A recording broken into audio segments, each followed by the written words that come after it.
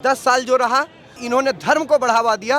किसी एक धर्म को बढ़ावा देना, चाहे मुस्लिम धर्म हो, चाहे सिख हो, चाहे हिंदू हो, गलत बात है। अकबर को महान दिखाया गया, हमारे महाराणा प्रताप और शिवाजी मराठा को नहीं बताया गया।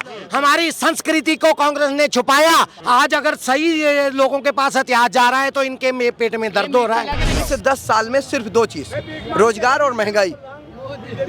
रोजगार और महंगाई से जनता परेशान है, बाकी और किसी से।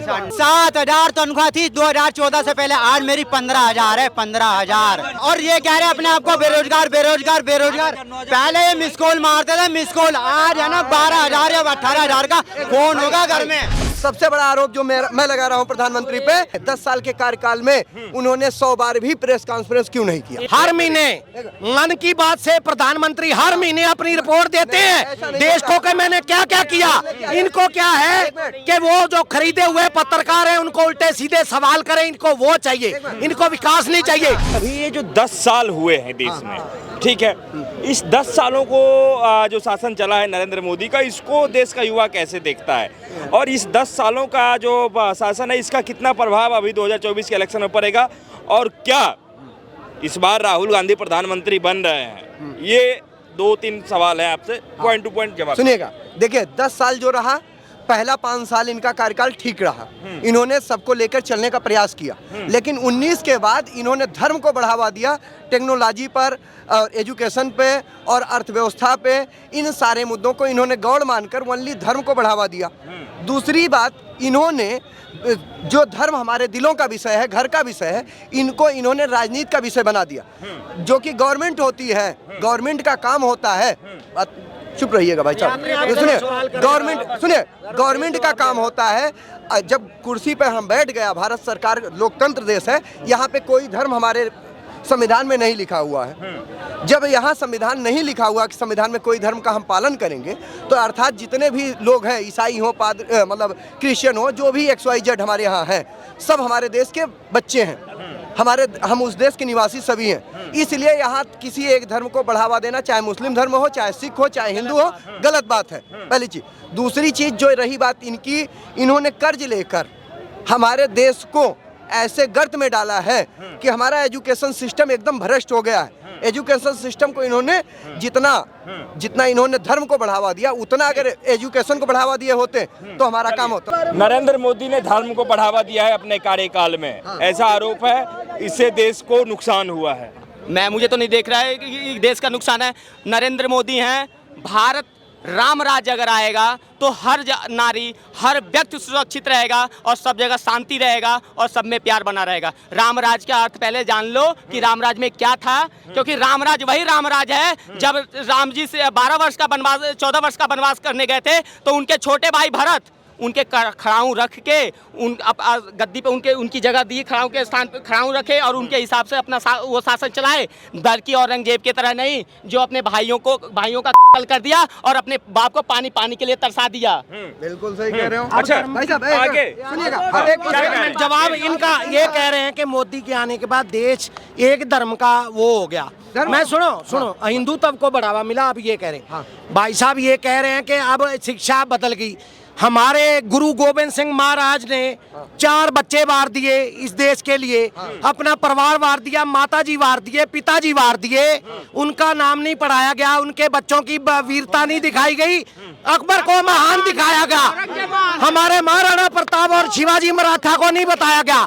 हमारी संस्कृति को कांग्रेस ने छुपाया और गांधी परिवार और अकबर को महान बताया गया। आज अगर सही लोगों के पास इतिहास जा रहा है तो इनके पेट में दर्द हो रहा है। ये जो मिर्ची लग रही है।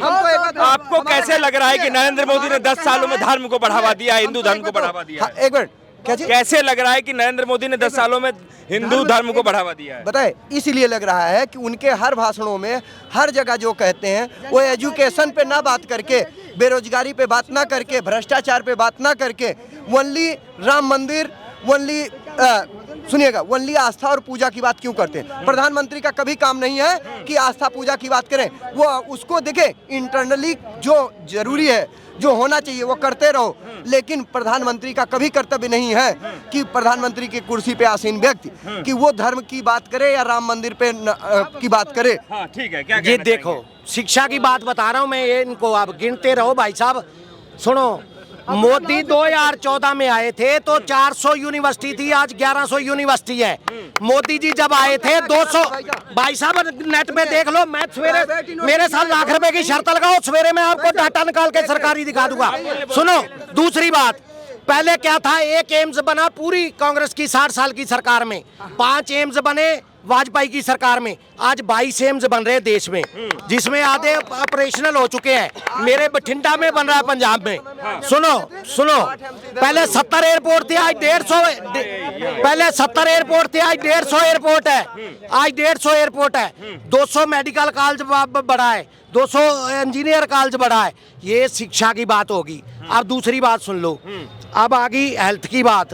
हेल्थ की बात, शिक्षा की, दोनों में 5 लाख का गरीबों को हेल्थ कार्ड दिया गया। मेरे सगे लड़के का सांडू जो था, उसका एक्सीडेंट हो गया। वो बेचारा इतना गरीब था, एक ड्राइवर था, वो उसके बस का नहीं था कि इलाज करा सके। 5 लाख का इलाज मोदी के कार्ड से करवाया, नहीं तो उनको घर गिरवी रखना पड़ता या बेचना पड़ता।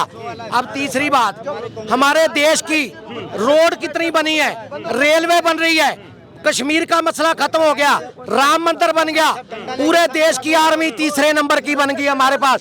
सबसे बड़ा आरोप जो मैं लगा रहा हूं प्रधानमंत्री पे, उन्होंने विदेश का दौरा किया, विदेश को इंटरव्यू दे सकते हैं चोरी छिपे, लेकिन भारत में 10 साल के कार्यकाल में उन्होंने 100 बार भी प्रेस कॉन्फ्रेंस क्यों नहीं किया?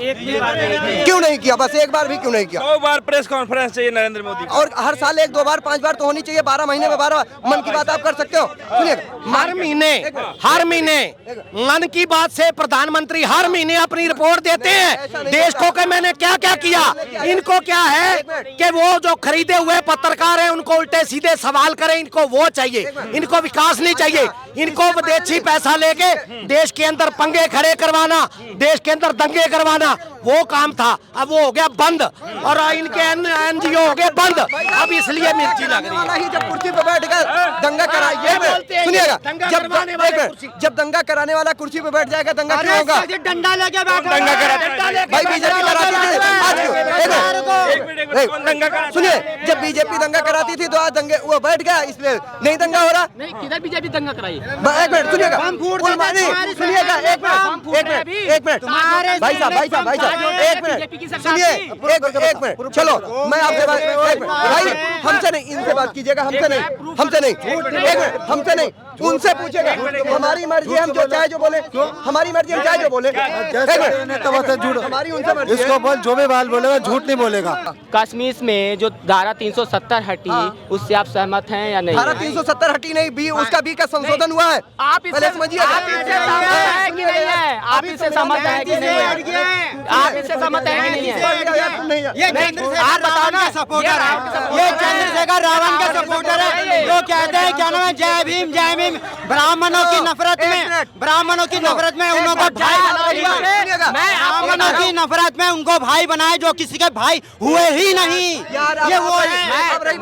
एक मिनट, तो हमने बोलने दो, एक करके, हाँ ठीक है, एक मिनट, इनको शांत कर दीजिए।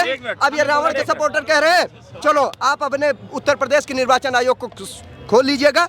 मेरी चाची आज भी बीजेपी की जिला पंचायत सदस्य है अयोध्या की, हरिंटिनगंज द्वितीय ब्लॉक से। आज की डेट की बात कर रहा हूँ, लेकिन सुनिएगा, सच को कहने की औकात रखता हूँ। मैंने एक मिनट, सच को कहने की औकात रखता हूँ। ठीक है, सच कहने की औकात रखते हैं। एक बात हमें बताइए कि देश में अगर यदि 10 साल की सरकार को देखा जाए, तो इस 10 सालों में नरेंद्र मोदी के किस काम से लोग परेशान हैं और किस काम से खुश हैं? मैं दोनों ही साइड आपसे पूछ रहा हूँ। इस 10 साल में सिर्फ 2 चीज, रोजगार और महंगाई। रोजगार और महंगाई से जनता परेशान है, बाकी और किसी से नहीं है। इसको दूर किया। सुनिए, मैं सवाल कर रहा था, जो अच्छे कपड़े पहन रहा हूँ मैं, मेरा घर पहले खपड़े का था और छप्पर का था। इससे मेरी बात सुन लो भाई साहब, अभी हाल में बना है, पूरे बता रहा हूँ मैं, जिला कुशीनगर है मेरा घर, उत्तर प्रदेश का रहने वाला, मंडल मेरा गोरखपुर पड़ता है, जिला कुशीनगर है, और कुशीनगर के सांसद विजय दुबे हैं, आप पता कर लो इस वक्त। और मैं बगलाहा, मेरा घर है बगलाहा, अभय दुबे नाम है मेरा, और आज जाके देखो बगलाहा का सबसे नंबर 1 का मकान मेरा है, सफेद रंग का हवेली बन के तैयार है। एक बात और सुन लो, महंगाई किस बात की है अभी सुन लीजिए, अभी मेरी सुन लीजिए। मेरे दादाजी थे ना, मेरे दादाजी, मेरे पापा 6 भाई, मेरे पापा 6 भाई, लेकिन किसी का पेट नहीं भरता था सही से। और आज का समय है ना कि आप भी भरपेट आके भरपेट खा के, मेरी बात सुन लीजिए, मेरी बात सुन लीजिए, महंगाई नहीं है ना, महंगाई है ना, रोजगार की दिक्कत है। और मोदी जी ने जो वादा किया था ना रोजगार देंगे, तो मोदी जी ने ये वादा नहीं किया था गवर्नमेंट सर्विस देंगे। 2014 के बाद जब कांग्रेस सरकार थी, 1947 से जब देश आजाद हुआ, 1951 से जब कांग्रेस सरकार आई, उस वक्त से आप बताइए आपके घर में कितने गवर्नमेंट सर्विस वाले थे। और एक बात और बताइए, बीजेपी से पहले आपकी एज कितनी हो गई, आपकी एज कितनी हो गई?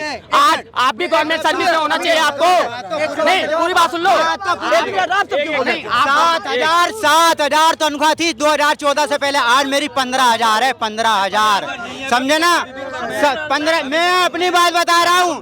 और ये कह रहे अपने आप को बेरोजगार बेरोजगार बेरोजगार। पहले ये मिस कॉल मारते थे, मिस कॉल, आज है ना 12,000 या 18,000 का फोन होगा घर में, इनकी जेब में।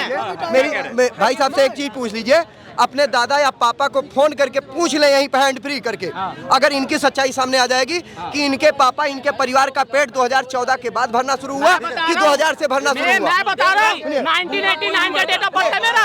एक मिनट मेरी सुन लो आप, मेरा डेट ऑफ बर्थ 1989 है, 1989 23 मार्च का है। और मैं आपको बता रहा हूँ, मैं 7वीं क्लास में पढ़ता था ना, उस वक्त मैंने 1200 रुपए से काम पे किया है, मैं सिलाई लाइन पे काम कर करके मैं अपना पढ़ाई पूरा किया हूँ मैं। और ये मेरे को बताएंगे कहाँ गए वो। और रही बात, आपको बता रहा हूँ, जिस वक्त 1200 रुपए सैलरी हुआ करती थी, 1500, 2000, 3000 सैलरी हुआ करती थी ना, उस वक्त राशन सस्ते हुआ करते थे। और आज जब सैलरी पैसे बढ़े हैं ना, तो राशन का रेट भी, दाम भी बढ़ गया है। तो महंगाई वही है। और रोजगार जो था, रोजगार अभी भी सबके पास है, लेकिन कोई करना नहीं चाह रहा है। क्या नाम हुआ आपका? राजा कुमार। राजा कुमार। कहाँ के रहने वाले हैं? बिहार का। क्या लग रहा है कौन प्रधानमंत्री बन रहा है? नरेंद्र मोदी बनेंगे। नरेंद्र मोदी बनेंगे। हाँ बनेंगे। नरेंद्र मोदी बनेगा। 400 पार। 400 पार। क्यों भाई साहब, ऐसा क्यों लगता है? क्योंकि बम नहीं फोड़ने वाली सरकार थी। बहुत सारा विकास किया है। जो महंगाई, भाई साहब जो महंगाई के बारे में बोले, पहले प्रधानमंत्री जो इंदिरा आवास जो आता था 25,000 आता था, अभी 1.5 लाख रुपए आ रहा है। अभी राशन इतना फ्री है, तो सब कहाँ जाएगा? थोड़ा बहुत ऊपर नीचे होगा। ये सड़कें कैसे हो गई? सड़कें पहले कैसी थी? 2014 से पहले भी कितना सड़कें आता नहीं था, आज हम लोग हाईवे पे चल रहे हैं। आज हम लोग तो लाइन नहीं था बिहार में, लेकिन अभी लाइन है। प्रधानमंत्री नरेंद्र मोदी जी के आने के, हम लोग के बाहर में कोई आने का शासन नहीं था, आज हम लोग बाहर में आकर रह रहे हैं, पैसा कमा रहे हैं सही से। उससे बढ़िया और क्या हो सकता है बीजेपी के लिए? हम तो बीजेपी के सपोर्टर फुल। लेकिन आप लोग जहाँ से आते हैं बिहार में, वहाँ तो तेजस्वी यादव का भोकाल है भाई। नहीं, वो खाली नाम का है, वो नाम का है खाली, कोई हवा है, कुछ नहीं आएगा, बीजेपी आएगा। और कोई जितना कांग्रेस जो यादव लोग होते हैं, खाली वही आरजेडी भागते हैं। मियाँ भाई है वही यादव भरता है आरजेडी का, तो जितना सब बीजेपी मोदी, हर मोदी, घर घर मोदी। अच्छा, तो अगर कोई यादव और मुस्लिम अगर यदि आरजेडी को वोट दे रहा है तो उससे दिक्कत क्या है? दिक्कत कुछ नहीं, हम लोग तो बीजेपी के सपोर्ट, हम लोग कोई दिक्कत नहीं। तू दे, जिसको मन है उसका दे, कोई दिक्कत नहीं हमारा। जिसको दिक्कत है उसको रहने दीजिए, कोई मतलब नहीं। हम लोग बीजेपी के सपोर्टर हैं, वो बीजेपी के रहेंगे, और जब तक जिएंगे तब तक बीजेपी के सपोर्टर रहेंगे, चाहे जब तक जिए। जब तक मोदी है, जब तक बीजेपी के सपोर्टर है। जो हिंदू को जो सपोर्ट करेगा उसका हम भी सपोर्ट करेंगे, बस। हाँ, कह रहे हैं कि मोदी, लालू यादव ने तो कहा था कि मोदी हिंदू ही नहीं है। वो लालू यादव अपने जात को बताता है कि हम यादव हैं, वो खुद नहीं बता पाता सही से। वो कभी मियाँ देने जाता है तो कभी यादव बताता है, कभी हिंदू बताता है, कोई ढंग से नहीं बताता है वो, कोई सही से नहीं बता पाता है वो जाने देखता है, बंदूक चलाते होने चल जाता है। बस। एक बात बताओ कि लालू यादव के बेटे तेजस्वी यादव, अगर यदि वो कह रहे कि हम बिहार लड़कों को रोजगार देंगे बिहार में, तो तुम लोगों को रोजगार नहीं चाहिए जो उसे वोट नहीं दोगे? उसका कहने के लिए कुछ भी कह सकता है, बाकी करेगा नहीं। कहने के लिए बहुत कुछ कह देगा, बाकी कर नहीं सकता। कहने और करने में बहुत फर्क है। इस बार बिहार में जो टीचर का जो बहाली हुआ है, उसमें 10-10 लाख रुपए ले लेकर सबको बहाली किए हैं। तो ये सब तो कर रहे हैं, तो ये सब चुनाव के लिए, तो इसलिए नीतीश कुमार जी साइड हो गए। इसलिए कि 10 लाख रुपए जो ले रहे हैं इसके लिए तो उनको भी नुकसान होगा ना, इसलिए एक बात बताओ, राहुल गांधी कैसे नेता लगते हैं तुम लोगों को? हमको कांग्रेस के कोई भी नेता पसंद नहीं है। जो है बीजेपी का सारा नेता जो हिंदू का सपोर्ट कर, हम उसका सपोर्टर है बस। अरे भाई राहुल गांधी भी तो हिंदू है। वो हिंदू है, बाकी हिंदू के नाम पे कलंक है।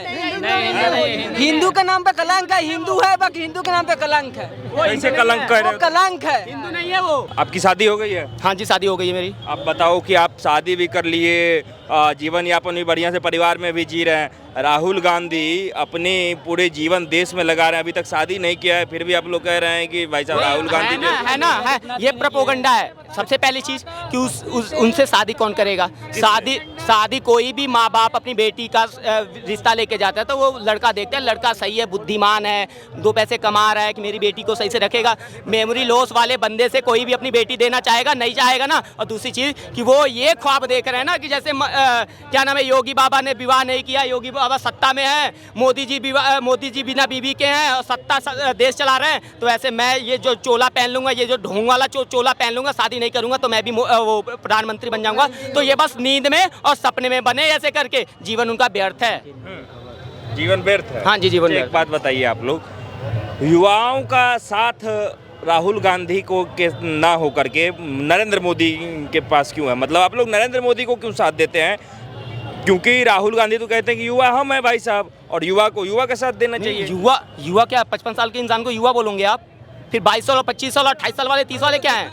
ये बुजुर्ग हैं क्या? ये क्या बुजुर्ग हैं? और रही बात, एक चीज बता रहा हूँ, आप नरेंद्र मोदी की बात अगर आप कर रहे हैं ना, तो नरेंद्र मोदी जो देश हित की बात करेगा, जो हमारे देश में भ्रष्टाचार को दूर करेगा, जो हमारे देश में आतंकवाद को खत्म करेगा, यहाँ का इस देश के, इस भारत के जो युवा हैं वो उसके साथ हैं। जो देश हित में बात करेगा युवा उसके साथ हैं। ठीक है, और कौन लोग हैं भाई साहब बिहार में यहाँ? हम भी भाई कुछ बात करना चाहते हैं, बोले। बुलडोजर बाबा, बुलडोजर बाबा के। क्या नाम हुआ आपका? दीपक तिवारी, कहाँ के रहने वाले हैं? सुल्तानपुर। हाँ, उत्तर प्रदेश है। उत्तर प्रदेश। क्या लग रहा है इस बार राहुल गांधी प्रधानमंत्री बन रहा है? राहुल गांधी मशीन लगाएगा, आलू सारा सोना कर देगा। वो ऐसा व्यक्ति है कि सारी आलू सोना कर देगा। हम पूछ रहे हैं कि प्रधानमंत्री बन रहे हैं? कुछ नहीं बनेगा। वो जो अपने कांग्रेस का अध्यक्ष था वो भी गायब हो गया। वो जब से आया सारे कांग्रेस और पीछे चली गई। उसको बढ़िया के मल्लिकार्जुन खड़गे को बना दिए, नहीं तो सब डूब जाती, थोड़ा बहुत बच जाएगी।